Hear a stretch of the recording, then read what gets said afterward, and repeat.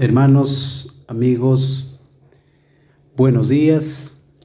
Tengan ustedes una bienvenida a este estudio. Y para poder comenzar este estudio, después de darlos la bienvenida, agradecer a Dios por esta nueva oportunidad que nos concede, vamos a hacer la oración. Sin oración no podemos comenzar, porque es necesario que nuestro Dios esté presente en cada estudio para darnos a conocer y sobre todo la sabiduría que necesitamos. Permítanme realizar la oración. Amado Padre, Señor Todopoderoso, que para usted sea la honra y la gloria. Estamos en su presencia, un día más de vida, un día de reposo, para poder realizar este estudio como cada día lo hacemos.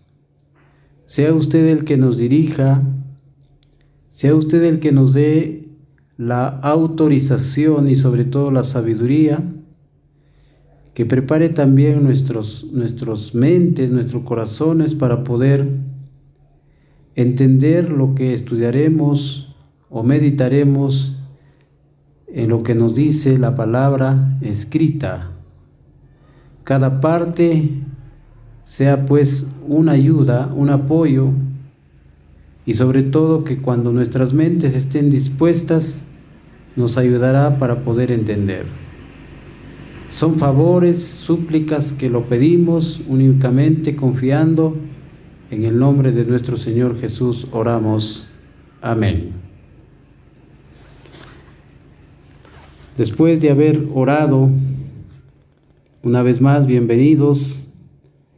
Vamos a tener el bosquejo de nuestra lección que lleva por título El dador de la libertad. Tenemos el versículo de memoria en el libro de Éxodo, capítulo 20, versículo 3, donde nos dice: no tendrás dioses ajenos delante de mí. Y tenemos también el deseado de todas las gentes, la página 431, que dice lo siguiente: en el cambio que se produce cuando el alma se entrega a Cristo, hay la más completa sensación de libertad. Muy interesante el testimonio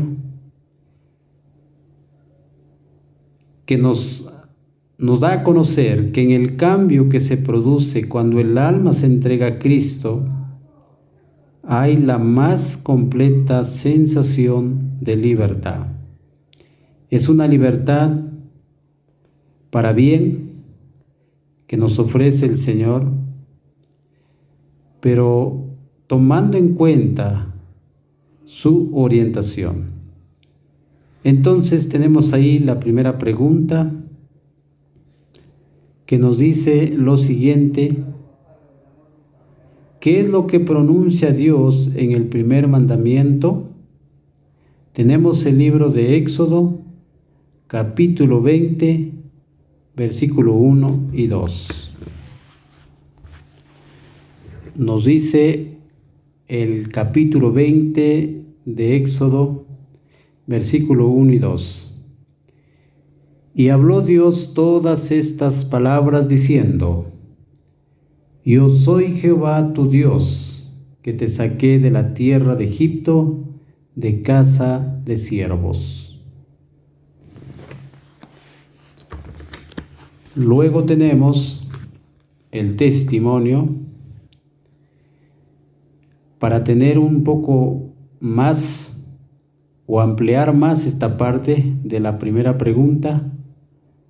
Tenemos Joya de los Testimonios, tomo 2, la página 364, que dice así: Dios deseaba separar a su pueblo del mundo y prepararlo para recibir su palabra. De Egipto lo condujo al monte de Sinaí, donde Él reveló su gloria. No había allí nada que atrajese sus sentidos o distrajese sus mentes de Dios, mientras la vasta multitud miraba las altas montañas que la dominaban. Podía darse cuenta de su propia nulidad a la vista de Dios. Buena preparación, buen alcance, tenerle a su pueblo en un lugar desierto donde no había nada que los llame la atención o a lo menos que los distraiga. Entonces, tenemos ahí la primera pregunta. Tenemos entonces ahí la primera pregunta: ¿qué es lo que pronuncia Dios en el primer mandamiento? Yo soy Jehová tu Dios que te saqué de la tierra de Egipto. Tenemos ahí la primera pregunta y la primera respuesta. Yo soy Jehová tu Dios que te saqué de la tierra de Egipto. Vamos entonces a la segunda pregunta, que dice así: ¿por qué debemos tener reverencia ante Dios? Y vamos a leer el libro de Salmos, capítulo 33, versículo 6, 8 y 9, que nos dice la siguiente manera: por la palabra de Jehová fueron hechos los cielos y todo el ejército de ellos por el aliento de su boca. Tema a Jehová toda la tierra, témanle todos los habitantes del mundo, porque Él habló y fue hecho, Él mandó y se estableció. Tenemos ahí la escritura a través del salmista, nos dice. Vamos entonces a leer el siguiente testimonio. Consejo para la Iglesia, la página 452. La verdadera reverencia hacia Dios es inspirada por un sentimiento de su grandeza infinita y de su presencia. Y cada corazón debe quedar profundamente impresionado por este sentimiento de lo invisible. La hora y el lugar de reunión son sagrados, porque Dios está allí, y al manifestarse la reverencia en la actitud y conducta, se ahondará el sentimiento que inspira. Muy bien, entonces, ¿por qué debemos tener reverencia ante Dios?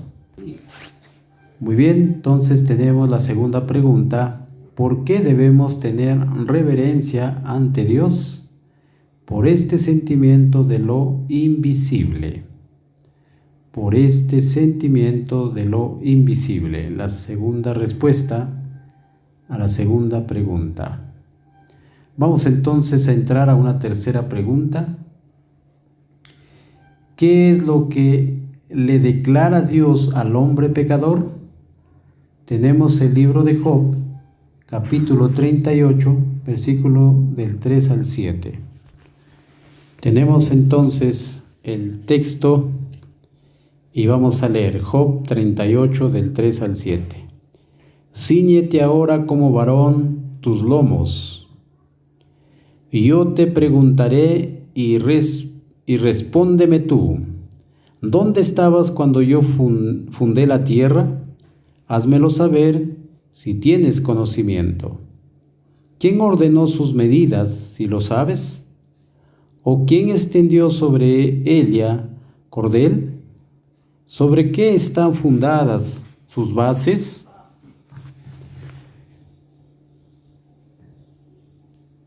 ¿sobre qué están fundadas sus bases?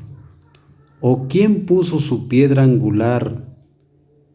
Cuando las estrellas del alba juntas alababan y todos los hijos de Dios daban gritos de gozo. Tenemos ahí el texto de Job. Ahora vamos a leer. Tenemos entonces el testimonio Señales de los Tiempos, 5 de junio de 1901, que dice así: Dios es supremo. No debe el hombre finito cuestionar su derecho de gobernar el universo. Dios afirmó su derecho de gobernar cuando declaró: No tendrás dioses ajenos delante de mí, porque en 6 días hizo Jehová los cielos y la tierra, el mar y todas las cosas que en ellos hay.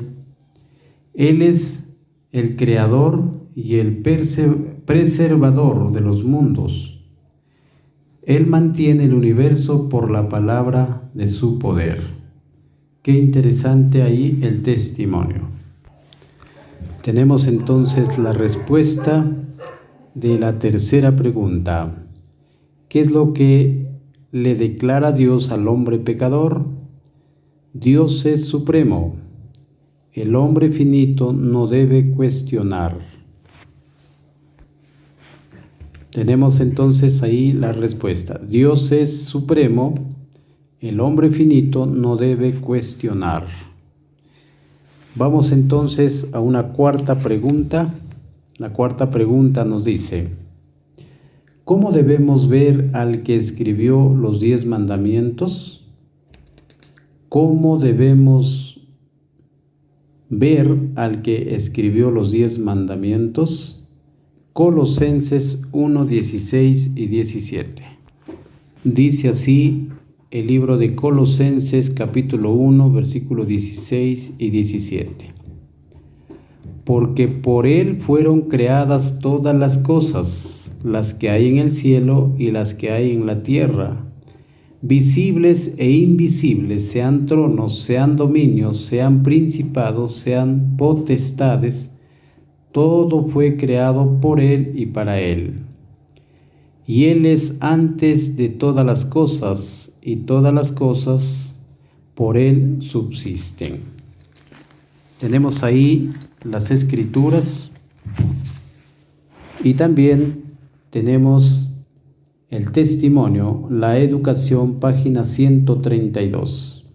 Vamos a lecturar, dice así: la mano que sostiene los mundos en el espacio, la mano que mantiene en su disposición ordenada y actividad incansable todas las cosas en el universo de Dios, es la mano que fue clavada en la cruz por nosotros. Muy bien, entonces tenemos ahí el testimonio. Tenemos entonces la respuesta de la cuarta pregunta. ¿Cómo debemos ver al que escribió los 10 mandamientos? A Dios escribiendo con su mano.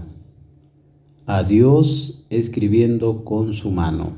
Tenemos ahí la respuesta de la cuarta pregunta. Pasamos entonces a la quinta pregunta. ¿Por qué Cristo nos insta a alejarnos del mundo? Primera de Juan, capítulo 2, versículo 15 al 17.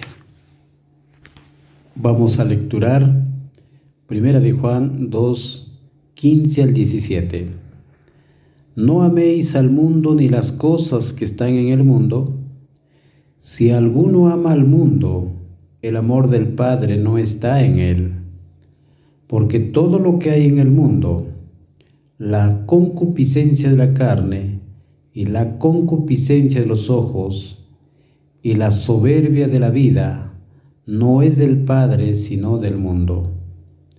Y el mundo pasa y su concupiscencia, pero el que hace la voluntad de Dios permanece para siempre. Hemos leído las Escrituras, vamos a leer el testimonio, la educación, la página 132.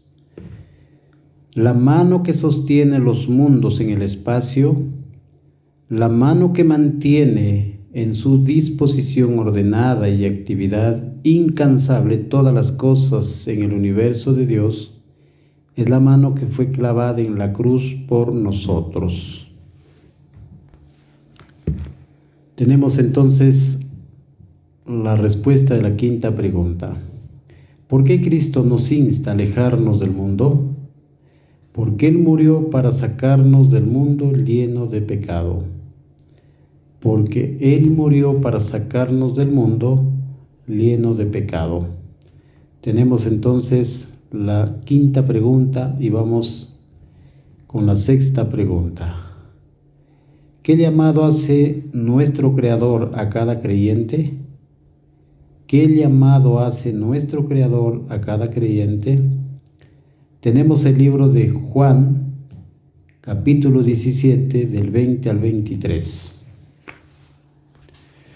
Vamos a lecturar Juan 17, 20 al 23. Y no ruego solamente por estos, sino también por los que han de creer en mí por la palabra de ellos, para que todos sean uno como tú, oh Padre, en mí y yo en ti, que también ellos sean uno en nosotros, para que el mundo crea que tú me enviaste. Y la gloria que me diste, yo les he dado, para que sean uno como nosotros somos uno. Yo en ellos y tú en mí, para que sean perfeccionados en uno, y para que el mundo conozca que tú me enviaste, y que los has amado como también a mí me has amado. Vamos a leer el testimonio para la Iglesia, el tomo 5, la página 28. Dios es la encarnación de la benevolencia, la misericordia y el amor. Aquellos que están verdaderamente conectados con Él no pueden estar en desacuerdo unos con otros. Su espíritu gobernando en el corazón creará armonía, amor y unidad. Lo contrario de esto se ve entre los hijos de Satanás. Su obra es provocar envidia, contiendas y celos. Tenemos entonces la respuesta de la última pregunta. ¿Qué llamado hace nuestro Creador a cada creyente? Que sean uno así como Cristo con su Padre. Que sean uno así como Cristo con su Padre. Entonces, tenemos ahí la respuesta de la última pregunta y también la conclusión. Solo estando unidos con Cristo podemos manifestar buenos frutos para vida eterna. Y es su palabra el que nos hace libre. Qué interesante esta parte. Solo estando unidos con Cristo podemos manifestar buenos frutos para vida eterna. Y es su palabra el que nos hace libre. Entonces, hemos tenido el repaso de nuestra lección, un bosquejo, el dador de la libertad. El dador de la libertad no es un creador que nos ha traído una carga tan pesada que no podamos sobrellevar. Y lo más interesante, la promesa es que seamos uno, así como el Padre lo es con el Señor Jesús. Pero el Señor Jesús siempre ha dependido de su Padre en todo momento. Cada mañana pedía la dirección, cuáles los planes para ese día. Entonces, hermanos, hemos tenido el bosquejo de nuestra lección. Tenemos ahí los textos, tenemos el testimonio y gracias pues vamos a dar a Dios por esta parte, un día más de reposo que el Señor nos concede. Saquémoslo provecho cada uno en su centro donde se reúnen para poder profundizar cada pregunta, acotando, preguntando y hacer pues un bonito estudio. Saquemos provecho la compañía del Señor, agradecerles y será pues hasta otra oportunidad. Un abrazo y un feliz día de reposo.